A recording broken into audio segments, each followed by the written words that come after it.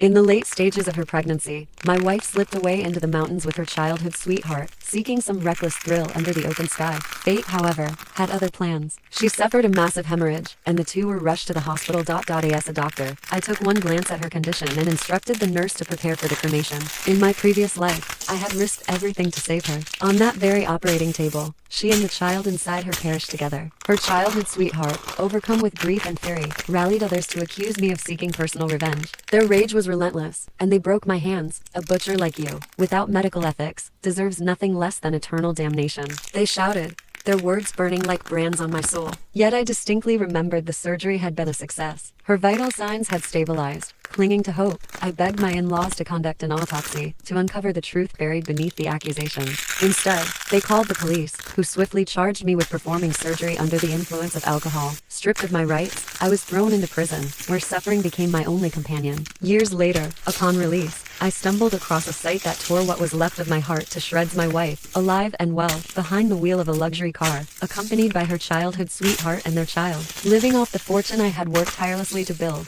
Their betrayal didn't end there. Coldly and methodically, they lured me into a trap, casting me into a cement mixer to erase every trace of my existence. When I next opened my eyes, time had rewound itself. I was back on that fateful day, the one when her hemorrhage began. Dr. Kingsley, an emergency case just came in. Severe hemorrhage in a pregnant woman. Please head to the operating room immediately. The voice of the on-call nurse jolted me, sending a chill down my spine. I turned to glance at the electronic clock in the hospital corridor. It was the exact time my wife, Claire Dwyer, had been rushed to the hospital with severe bleeding. In my previous life, my throat tightened involuntarily. I had been reborn. The nurse's voice on the phone grew more urgent as I remained silent. Dr. Kingsley, please hurry to the operating room. The patient has already been brought in. In my previous life, as soon as I received the nurse's call, I had rushed over without a moment's hesitation. It wasn't until I reached the operating table that I realized the hemorrhaging patient was my own wife, Clara, in the late stages of her pregnancy. Not long before that, we had spoken on the phone. She had told me she was at home doing her nightly yoga routine.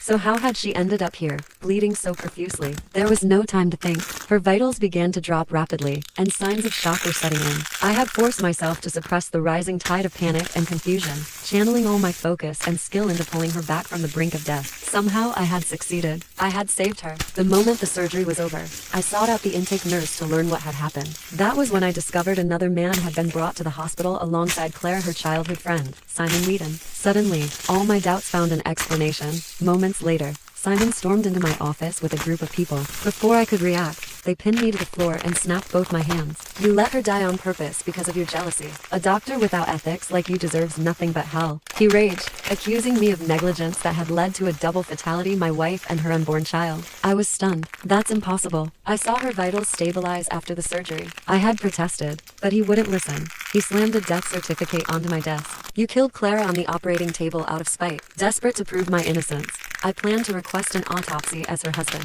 That was when my in-laws, who had always treated me like a son, arrived. Finally, I had thought someone would stand by me, help me clear my name. But my hopes were dashed when my father-in-law, standing right in front of the police, declared, I can smell the alcohol from here. Officer, he was drunk while operating. Arrest him immediately. To my shock, the police found 2 empty liquor bottles in my desk drawer. They bore only my fingerprints. Worse, alcohol was detected in my bloodstream. And no matter how much I had protested, my words were useless. Stripped of my medical license, I was sentenced to 15 years in prison for operating under the influence, resulting in the death of 2 lives. I had endured every grueling day of my sentence, fueled by the questions that gnawed at me. When I was finally released, the truth revealed itself in the most brutal way. There, on the street, was Clara alive. She held hands with Simon, and a boy who looked just like him stood between them. The 3 of them looked every bit the picture of a happy family. The questions that had haunted me for 15 years fell into place in an instant, clarity piercing through like a blade. The surge of anger that had erupted within me burned away any restraint. Without thinking,